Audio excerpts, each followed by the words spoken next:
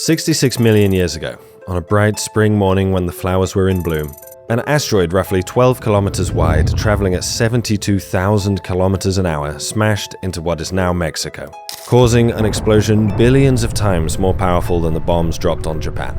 Every animal within 180 kilometers was instantly vaporized. A shockwave blasted across the land for 1,500 kilometers. The Earth shook with magnitude 11 earthquakes. Rock rained down on the hapless dinosaurs, triggering worldwide wildfires. Ash filled the sky, creating a nuclear winter that lasted years. Photosynthesis shut down. An entire ecosystem collapsed. A diverse world full of incredible beasts came to an end. All the non-avian dinosaurs dead. The giant winged pterosaurs dead. Marine monsters like Mosasaurus dead. 75% of all life on Earth was dead.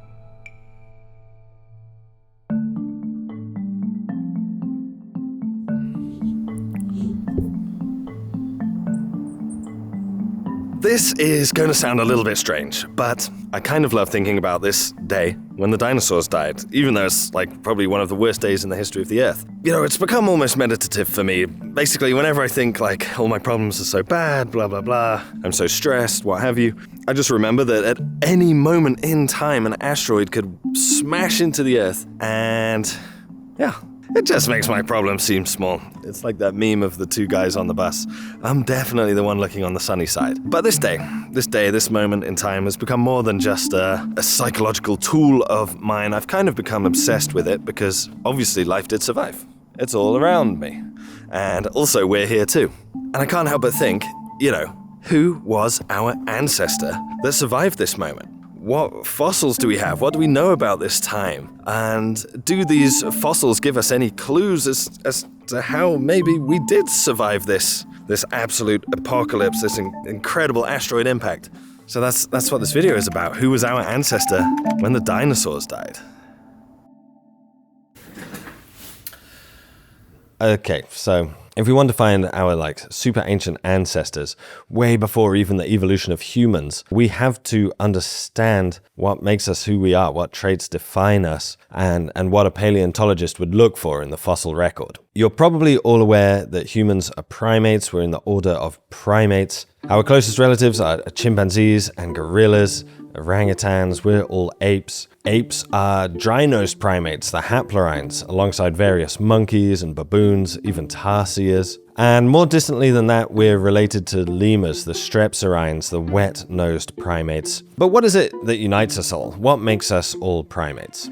A lot of the traits that align primates together, everything from you and me, to a chimpanzee, to a colobus monkey, and even tarsiers or lemurs, are some of the features of both our cranium, in our skull, and really a lot in our hands and feet. That's Andrew Schwartz. He studies the early origins of primates. He kind of started this whole obsession of mine by emailing me ages ago about this topic. I think we need a skull here. It's an orangutan skull.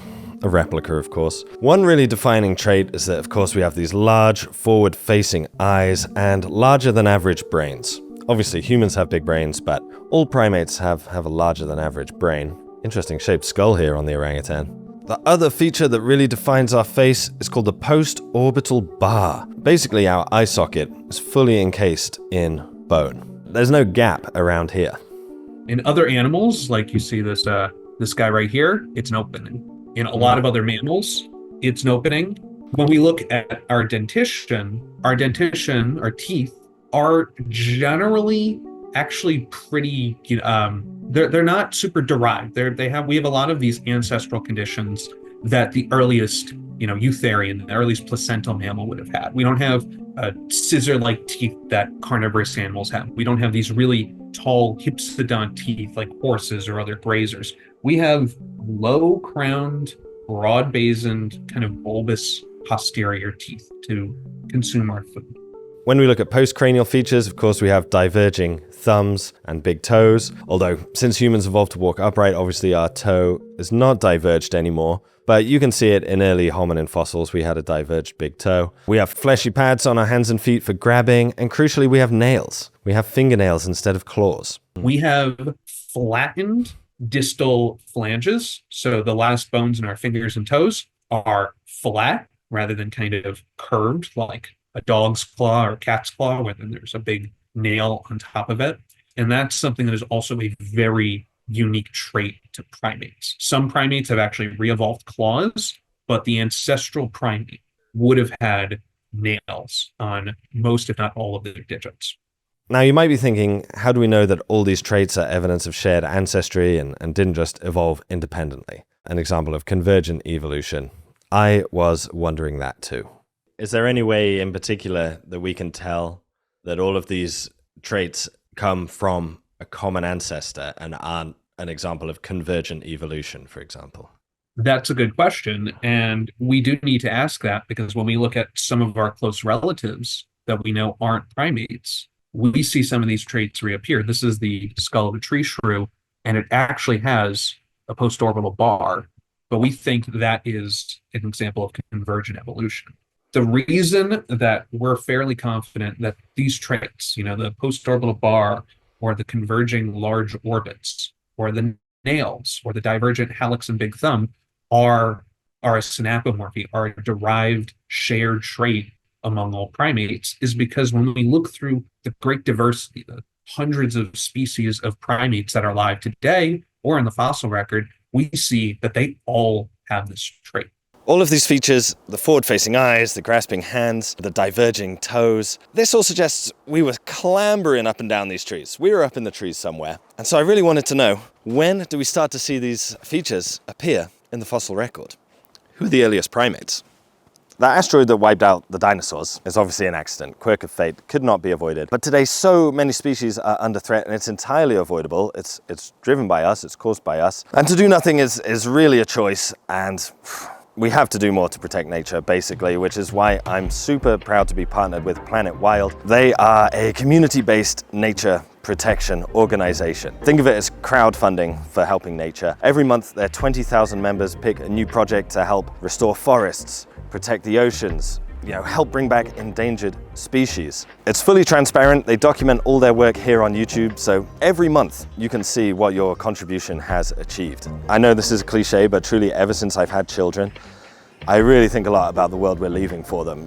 Kids are so into animals. They absolutely love nature, and I just want them to live in a world that is thriving. Many of the species we're discussing today lived in North America, and one of Planet Wild's recent missions has been about restoring the American Serengeti, supporting species like prairie dogs and pronghorns and the American bison. If you want to join a growing community that helps nature, consider Planet Wild. Outside of the sponsorship I've joined, they're not paying me to say that. Of course, I would never say that if it wasn't true. And the first 100 people to sign up using the code Stefan2, I believe their first month is paid for by me, somehow. Just click the description, scan the QR code, and the best thing is, in the next 30 days, you'll already see how you've helped here on YouTube. Big shout out to Planet Wild.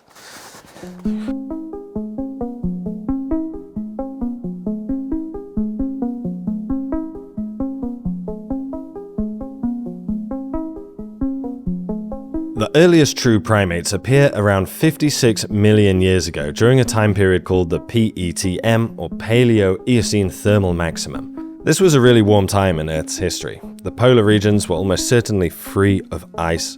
Instead, the Arctic was home to subtropical swamps and palm trees, home to crocodiles like Borealosuchus that lurked in waters as far north as Saskatchewan. The earliest ancestors of horses appear in the fossil record for the first time. They were just the size of cats, little cat-sized horses. Wish we still had some of those. Some animals were of course pretty small, but others were huge. In South America, giant terror birds hunted for prey. It was almost the return of the dinosaurs. For marine life though, it seems to have been a challenging time. So the Paleocene-Eocene Thermal Maximum, or the PETM, is this relatively short period right at 56 million years ago, where the global climate becomes very hot, about 5 to 8 degrees Celsius, over a very brief span. So the warming was probably caused by the release of methane from the ocean floor, various hypotheses for that we could go into. And this warming may have taken place only over a few thousand or few tens of thousands of years. The PETM was one of the most rapid periods of global warming in all of Earth's history as far as we're aware, except for now. We're now currently warming faster than the PETM, which is a worry. I'm definitely worried that I was able to go to the beach in January. If you look where I am now, there's barely any snow on the ground. Usually this place would be 6-8 foot deep in snow right now on the side of Mount Hood. There's barely any. But it's during this PETM that we see the first true primates appear in the fossil record, the first euprimates as they're called. This fossil here is one of the best pictures I could get of an early primate.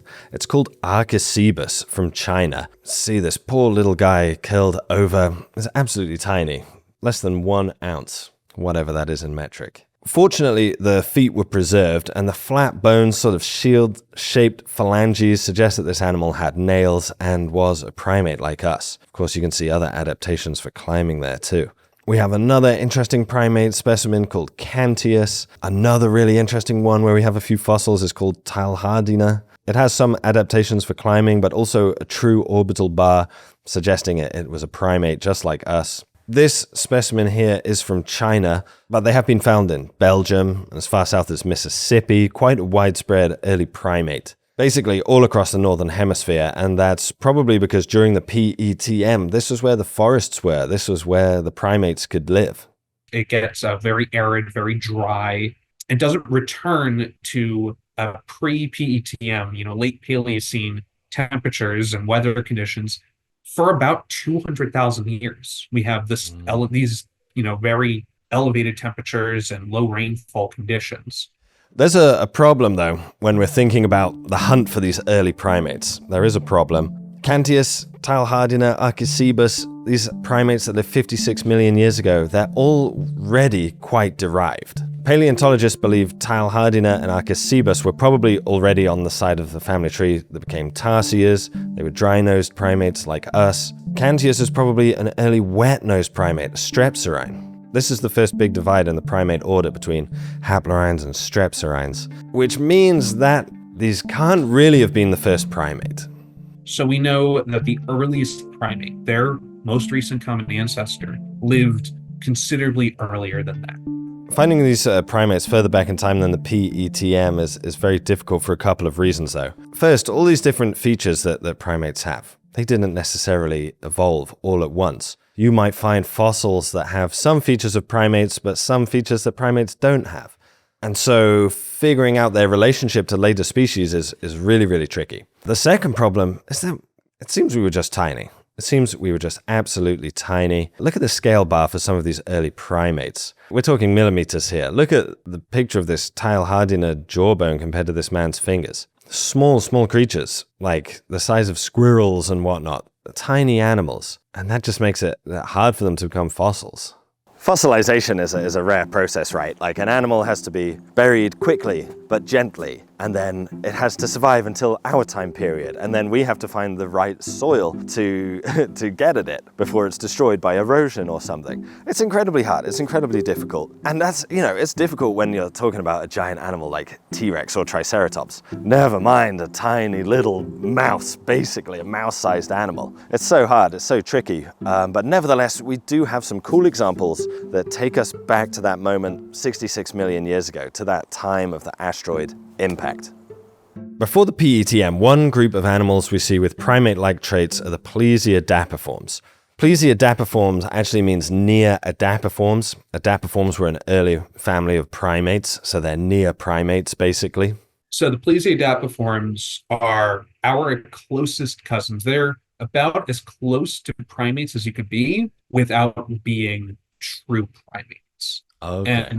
Today, they're not really seen as their own separate family. They're more of a series of successive species, with some actually being very closely related to primates, some being a little less closely related to primates, some being even less, and so on. The plesiadapiforms don't have all the features associated with true primates. They don't have particularly large brains. They don't have true orbital bars. They have claws. Some of them are even really strange. One has adaptations to be kind of a primate-like woodpecker. Oh, wow. So This is the one that Andrew was talking about there. I think it's called Chiromyoides, a plesiadapiform, but with enormous front teeth, almost maybe like a beaver, something like that. Something, they had to be using these teeth for something, maybe ripping apart bark and trees, things like that. Even though there are some weird and wonderful plesiadapiforms, they do show some similarities to primates. They definitely have adaptations for climbing. One specific specimen called Carpalestes simpsoni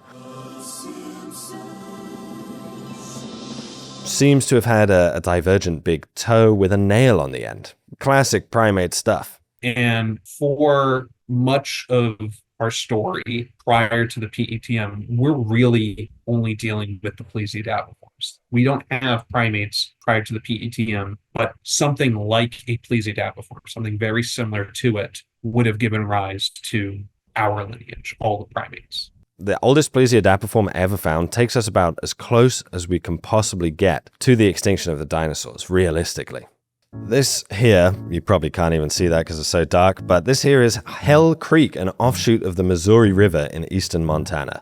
A rugged landscape for sure, but one of the best places to hunt for dinosaurs or anything else alive at that time. It's in amongst these dry rolling hills that paleontologists found a little critter they called purgatorius because it was found on the side of a purgatory hill. Very fire and brimstone kind of name, very appropriate for a little creature that might have lived through an asteroid impact. It's believed to be an early form or ancestor to plesiadapiforms.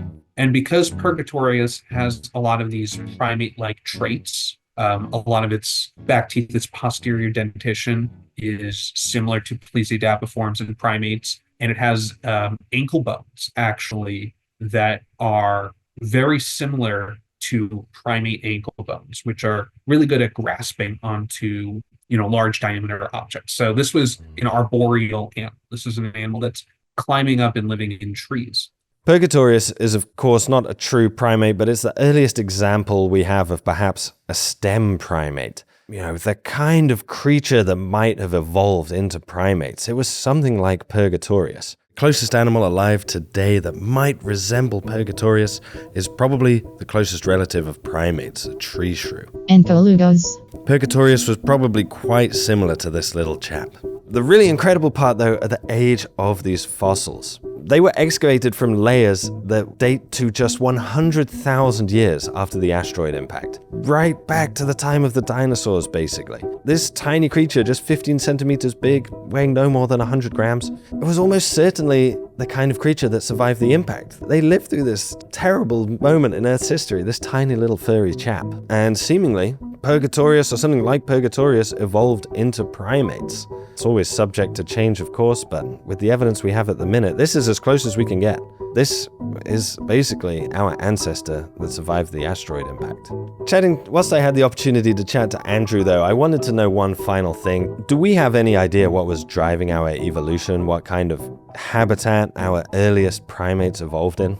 As we mentioned before, all the features of primates suggest that we were adapted for life up in these trees in this incredibly complicated 3D world. But, that might not be the only key. That might not be the only thing going on. Something else was evolving alongside us that might have been the driving force behind our evolution and our divergence from our closest relatives. The angiosperm coevolution hypothesis puts that rather than being, visual predation being the main driver of primate evolution, it was the coevolution of angiosperms. These are flowering plants. These are fruiting plants with primates. Primates evolved to take the niche of consuming fruits and flowers. It seems crazy to imagine a world without many flowering plants. It's so different to our time. But in the grand evolution of things, flowering plants didn't take off until quite late, quite recently.